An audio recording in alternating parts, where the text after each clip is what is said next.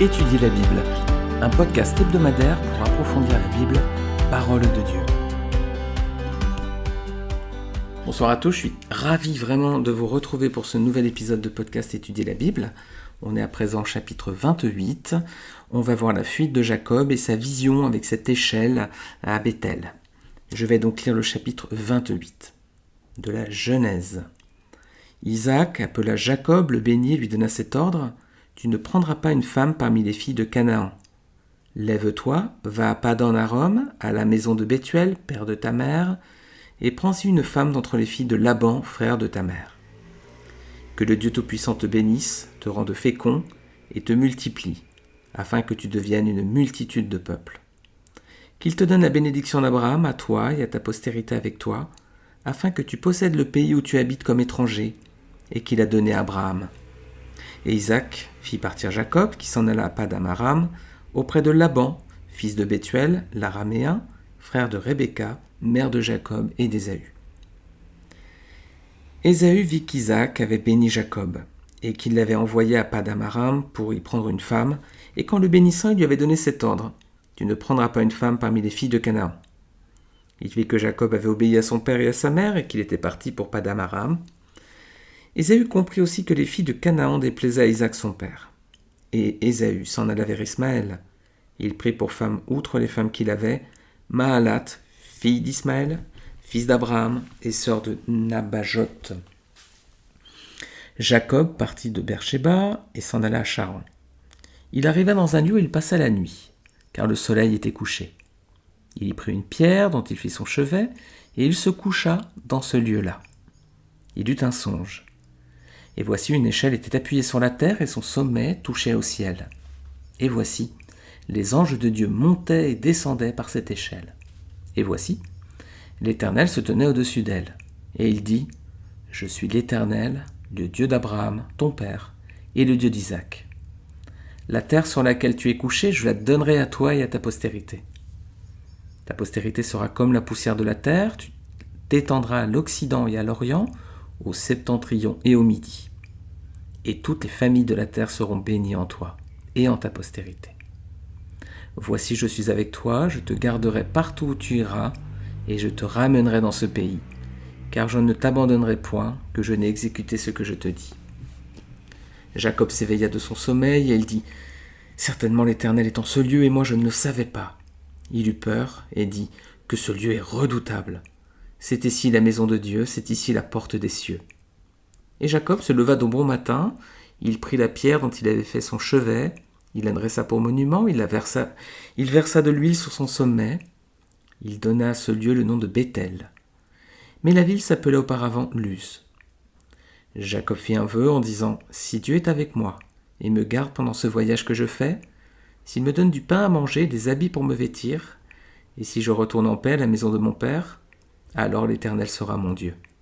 Cette pierre que j'ai dressée pour monument sera la maison de mon Dieu. Et je te donnerai la dîme de tout ce que tu me donneras. Alors, un passage assez riche, on va donc déjà le découper. Première partie, versets 1 à 5, on voit Isaac qui fait partir Jacob. Alors, on l'avait vu dans la fin de l'épisode de podcast précédent.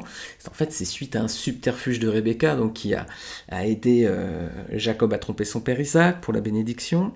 Isaac s'est rendu compte de la supercherie, Ésaü aussi. Elle dit à Jacob de partir vers la maison de son père, et du coup elle va voir Isaac en disant: je supporte plus les filles de Canaan, quand me sert-il de vivre, etc. Donc elle lui fait toute une petite scène de ménage. Et puis Isaac, à présent, on voit, fait venir son fils pour l'envoyer effectivement pour faire finalement ce que Rebecca lui a demandé de faire. Versets 3 et 4, Isaac comprend à présent que la bénédiction de Dieu faite à Abraham ne passera pas par son fils préféré Ésaü. Il préférait Ésaü pour le gibier, mais non, il a compris maintenant que ça va passer par Jacob. Alors Isaac, dans la sagesse peut-être de la vieillesse, accepte et fait le plan de Dieu. Ça, c'était pour Isaac. On va regarder maintenant Ésaü. Versets 6 à 9, c'est quoi la réaction d'Ésaü quand il réalise que Jacob est parti ? Déjà, au chapitre précédent, il voulait tuer Jacob, quand il s'est rendu compte de la supercherie. Maintenant, il cherche un peu, on a l'impression, à se venger. Son cœur est vraiment mauvais. Comment il va se venger ? Il va faire tout simplement ce qui déplaît à ses parents. Il va chercher une autre femme, mais pas n'importe où. il va aller la chercher chez Ismaël. Alors Ismaël, c'est faire une alliance avec ceux qui sont hors du peuple de Dieu. Attention nous-mêmes à ne pas nous venger déjà, et encore moins de la sorte pour blesser nos parents. Isaü va chercher une troisième femme, il était polygame.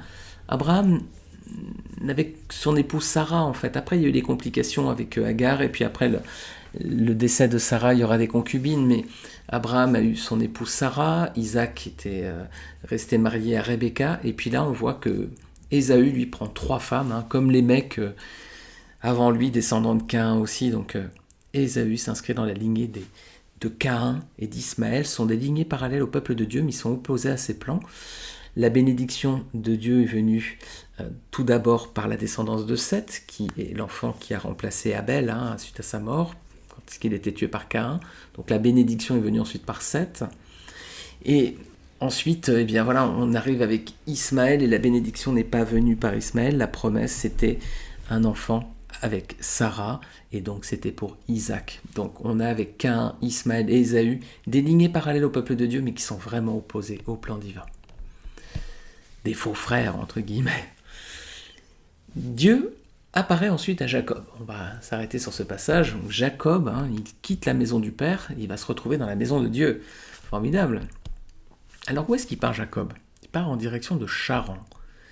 Charan, c'est là où Abraham s'était arrêté avec son père lorsqu'ils avaient quitté Ur en Chaldée pour Canaan. C'était le chapitre 12.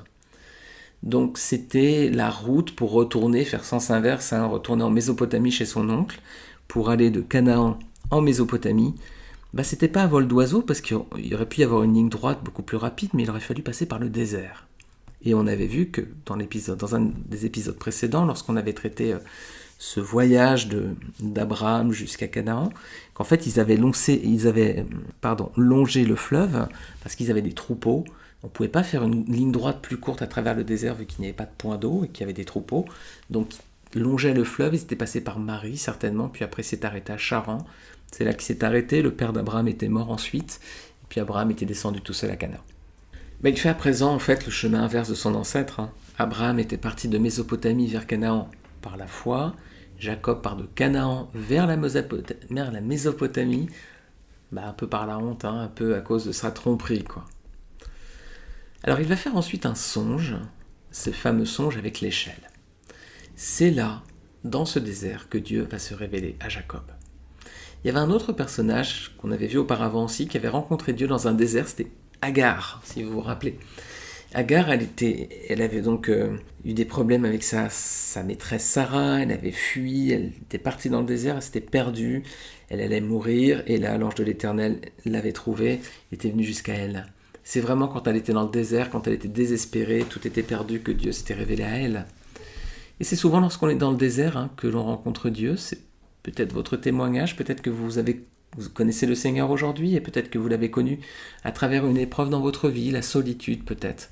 C'est parfois dans ces moments qu'on on est à cœur ouvert, et c'est là où on peut écouter le Seigneur qui nous appelle. Alors on a une échelle qui monte jusqu'au ciel. Ça rappelle un autre épisode encore de la Genèse, décidément. Ça rappelle, il y a un autre lieu pour aller du moins qui souhaitait aller jusqu'au ciel, c'était la tour de Babel, si vous vous rappelez. Aussi, les hommes avaient construit cette tour pour atteindre le ciel, et là on a cette échelle qui va jusqu'au ciel avec des anges qui montent et qui descendent, et Dieu tout en haut. On a l'impression que Jésus reprend aussi, le Seigneur Jésus-Christ semble avoir repris cette image plus tard. Regardez avec moi, Évangile de Jean, chapitre 1, versets 45 à 51. On lit que Philippe rencontra Nathanaël et lui dit « Nous avons trouvé celui de qui Moïse a écrit dans la loi et dont les prophètes ont parlé, Jésus de Nazareth, fils de Joseph. » Nathanaël lui dit « Peut-il venir de Nazareth quelque chose de bon ?» Philippe lui répondit « Viens et vois. » Jésus, voyant venir à lui Nathanaël, dit de lui « Voici vraiment un Israélite dans lequel il n'y a point de fraude. »« D'où me connais-tu » lui dit Nathanaël.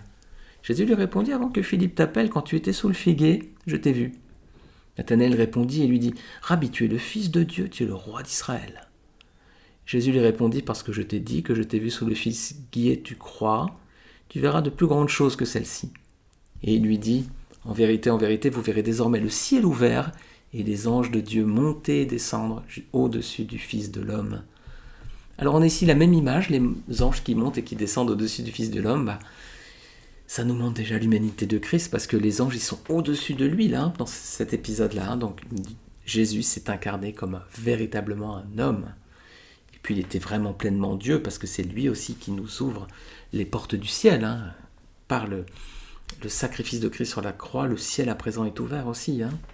Alors, on a cette image avec les anges qui montent et qui descendent au-dessus du Fils de l'homme. Les anges ont servi Christ, notamment pendant sa tentation au désert. Et puis ensuite, quand il va être éprouvé avant de mourir sur la croix pour nos péchés, il va être éprouvé la veille au jardin de Gethsémanée, puis il y a un ange qui va venir l'affermir. Jacob également va rencontrer des anges plus tard aussi dans son périple.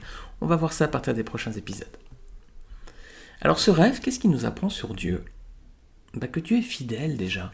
Ce qu'il a promis, il l'accomplit. Dieu dit, tout ce que je viens de dire, je l'accomplirai. Est-ce que c'est aussi notre cas, mes amis ? Est-ce qu'on accomplit tout ce qu'on promet ? Parfois on promet plein de choses et on n'accomplit pas toujours. Soyons comme Dieu, accomplissons tout ce que nous disons. On voit aussi que Dieu est miséricordieux. Pourquoi ? Parce qu'est-ce que Jacob avait fait quelque chose pour mériter les bénédictions que le Seigneur lui promet ? Est-ce que sa naissance lui donnait un quelconque privilège ? Non, il n'était pas le premier-né. Normalement, la bénédiction venait par le premier-né. Et là, lui, il est second. Donc, par sa naissance, il n'a pas de privilège. Et nous, mes amis, est-ce que l'on mérite le salut que Dieu nous a accordé ? Non. Dieu nous a accordé le pardon de nos péchés par Jésus-Christ, par sa mort sur la croix. Ceux qui reçoivent ce sacrifice, qui l'acceptent pour leur vie, à présent sont pardonnés devant Dieu, parce que Christ a tout payé sur la croix. Est-ce qu'on mérite ce salut, ce pardon ? Non. C'est pas par notre naissance non plus. Certains peuvent dire, on est juif, on est descendant d'Abraham, d'ailleurs c'est ce que disaient les juifs à Jésus. Voilà. Le fait d'être né de parents juifs ou chrétiens ne fait pas de nous des chrétiens, ou des personnes dans le peuple de Dieu, si on est juif. Non, pas du tout. La naissance ne donne aucun privilège pour faire partie du peuple de Dieu. Le peuple de Dieu, à présent, la Bible nous dit que, voyez quel amour le Père a eu pour nous, nous pouvons être appelés enfants de Dieu. Ça passe par le sacrifice de Jésus-Christ sur la croix. Alors même si on est né de parents chrétiens, ça ne nous donne aucun droit. Ce qui veut dire que Dieu est bon, mes amis, parce que Dieu nous fait tellement de promesses. Et Dieu nous a sauvés, nous aime tels que nous sommes. On ne peut pas dire quand même que Jacob, il a un quelconque privilège, il mérite la rencontre et les bénédictions que Dieu lui fait par sa naissance ou par son comportement, son tempérament. On a vu que pour l'instant, Jacob, c'est plutôt... voilà. On va voir qu'il va s'améliorer plus tard, mais pour l'instant, on n'a vu que le mauvais côté du personnage. Alors Dieu est bon, car ses promesses envers Jacob sont grandes. Il lui promet 3 choses. Une terre immense, une descendance immense aussi, plus que nombreuse, et sa protection durant toute sa vie. Voilà les 3 belles choses que le Seigneur promet à Jacob. Quelle est la réponse de Jacob ? Est-ce qu'il bénit le Seigneur en disant « Seigneur, tu es vraiment bon avec moi, je te remercie, je m'agenouille devant toi, tu es bon ». Ah non, pas du tout. Il est apeuré en fait. Déjà, est-ce qu'il parle à Dieu ? Non, il ne parle pas à Dieu. Est-ce qu'Abraham parlait à Dieu ? Oui, Abraham parlait directement à Dieu. Il avait une vraie relation personnelle avec lui, il parlait face à face, comme Moïse plus tard. Est-ce qu'Isaac parlait à Dieu ? Non, il n'y a pas de mention où Isaac parlait à Dieu en fait. Il n'y a pas de dialogue entre Isaac et Dieu. Mais il le connaissait quand même. Et là, on voit que Jacob ne parlait pas à Dieu. Est-ce que Jacob semble bien connaître le Seigneur ? Non, Regardez, il pense que Dieu habite un lieu humain. Regardez, versets 16 et 17, il dit Jacob s'éveilla de son sommeil et il dit « Certainement, l'Éternel est en ce lieu et moi je ne le savais pas. » Il eut peur et dit que ce lieu est redoutable. C'est ici la maison de Dieu, c'est ici la porte des cieux. Il pense que Dieu, il habite sur terre en fait. Et regardez même ce qu'il dit à la fin, verset 22. « Cette pierre que j'ai dressée pour monument sera la maison de Dieu. » Comme si Dieu allait vivre dans une pierre. Voilà. Alors, il ne connaît pas Dieu, il ne connaît pas bien le Seigneur, il pense que le Seigneur habite sur terre, alors que Dieu habite dans les cieux. Même, voilà, tout le monde sait qu'aujourd'hui, Dieu, même ceux qui ne sont pas convertis, disent Dieu, il habite dans le ciel, quoi. Mais là, Jacob, pour lui, Dieu, il habitait sur terre. Il connaissait décidément plutôt mal notre Seigneur. Ensuite, il a peur. Verset 17, il dit que celui est redoutable. Mais pour certains, les églises sont des lieux redoutables. Ils ont peur d'y venir. Parfois, on veut inviter nos amis à l'église. Ils ont peur, ils ne veulent pas venir. Ils pensent que c'est un endroit, terrible. C'était peut-être notre cas avant de connaître le Seigneur aussi. Pourtant, le chrétien, lui, le croyant, qu'est-ce qu'il dit Par exemple, Psaume 26, 8, « Éternel, j'aime le séjour de ta maison, le lieu où ta gloire habite. » Voilà. Et le roi David dira « Un jour dans tes parvis vaut mieux que 1000 ailleurs. » Mais parfois, nos églises sont redoutables pour certaines personnes qui ne connaissent pas Dieu. Comme Jacob, ils ont peur. Alors Jacob, il est apeuré parce qu'il ne connaît pas bien le Seigneur. Il a peur. Et puis sa réponse, il va faire un vœu. Versets 20 et 21, Jacob fait un vœu. Alors qu'est-ce qu'on peut dire sur son vœu ? Déjà, est-ce qu'il parle directement à Dieu ? On a vu non, il parle de Dieu à la troisième personne. Ça signifie qu'il ne le connaît pas vraiment encore, pas du tout même. Parce que le croyant appelle Dieu son père, puis il le tutoie. Alors, Jacob, là, il fait un vœu d'engagement plutôt. Il fait une promesse. Regardez, Dieu lui a fait une promesse verticale du ciel vers la terre, du haut vers le bas. Dieu dit, voilà, je te promets une terre, un peuple, ma bénédiction, ma protection. Du ciel vers la terre, c'est vertical, c'est spirituel. Jacob, il répond comment ? Par un vœu qui est horizontal, qui n'est pas du tout spirituel, il est matériel, et c'est pas du ciel vers la terre, c'est terrestre. Qu'est-ce qu'il dit ? Si Dieu est avec moi et me garde, il fixe 3 conditions. L'Éternel avait donné 3 bénédictions, lui il fixe 3 conditions. Si Dieu est avec moi et me garde, s'il me donne du pain et des habits, si je retourne en paix dans la maison de mon Père. Donc, Dieu, lui, ne avait pas fixé de conditions. Il avait donné sa bénédiction, il avait dit voilà ce que je ferai pour toi. Et en réponse, Jacob, il met des conditions, il en fixe 3. Ces bénédictions, elles sont vraiment matérielles. C'est si tu es avec moi et que tu me gardes, si tu me donnes du pain et des habits, si je peux retourner en paix chez mon Père. C'est vraiment pas spirituel, c'est très terrestre. C'est plus vertical, c'est horizontal, à même le sol. Pourtant, Dieu, lui, en plus de lui avoir donné des bénédictions divines, il lui disait aussi que tout ça, c'était sans condition. Alors, qu'est-ce que ça nous enseigne, tout ça ? Qu'on est comme Jacob, les amis. Tout simplement, on n'est pas mieux que Jacob.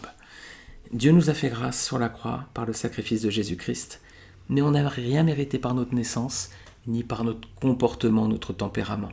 Cela prouve vraiment l'amour de Dieu, que Dieu nous aime, pourtant nous sommes des pécheurs, nous ne valons rien, nous sommes comme Jacob. Tous les jours on voudrait tromper, mentir, etc. Pourtant Dieu nous aime tels que nous sommes. Il nous a fait grâce, non pas parce que nous étions bons, parce que nous sommes tellement formidables, ou nous méritions tellement de choses. Le salut est par grâce, pas par les œuvres. On est comme Jacob, on ne mérite rien. Et regardez le privilège qu'a eu Jacob. Comme Dieu est bon. On va finir avec Matthieu chapitre 1, versets 1 et 2. Je lis généalogie de Jésus-Christ, fils de David, fils d'Abraham. Abraham engendra Isaac, Isaac engendra Jacob, Jacob engendra Judas et ses frères. C'est bien Isaac qui est présent dans la généalogie du Sauveur du monde, Jésus-Christ. Pas Ismaël. Pourtant Ismaël était le premier-né. Mais ce n'était pas le plan de Dieu, cet enfant. C'est bien Jacob qui est présent dans la généalogie du Sauveur du monde, mais c'est pas Ésaü. Pourtant il était le premier-né. Mais il a rejeté son droit d'aînesse pour un plat de lentilles. Donc avec son droit d'aînesse, il y avait la bénédiction qui avait été faite à Abraham et Isaac. Il l'a rejeté. Il n'a fait aucun cas donc de ses attributs, ses bénédictions divines. Et puis on voit qu'il a voulu tuer son frère, se venger ensuite. Dieu dira, j'ai aimé Jacob, j'ai détesté Ésaü. Dieu sait mieux que nous, les cœurs. Voilà, Dieu est sage, Dieu est bon, Dieu est amour et Dieu sait tout. Alors, voilà, Jacob qui reçoit toutes ces bénédictions et il apparaît à présent dans la généalogie du Seigneur. Alors quel privilège pour celui qui ne méritait rien, ni par sa naissance, ni par ses œuvres. Et nous, est-ce que nous sommes conscients des privilèges que Dieu nous accorde alors que nous ne méritions rien non plus ?